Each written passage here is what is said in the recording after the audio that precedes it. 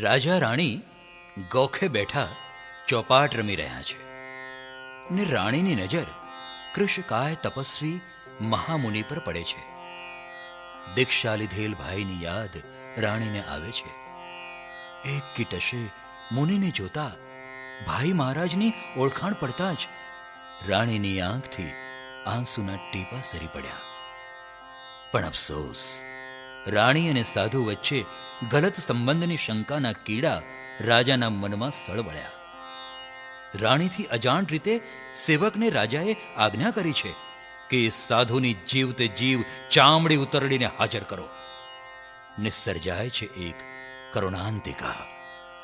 ખંદક મહામુનિની સમતા, રાજાની શંકા, રાણીનો ભ્રાતૃ પ્રેમ બધું જ સજ્જાયના શબ્દોમાં સાંભળીએ એની શબ્દ ગૂંથણી કરી છે.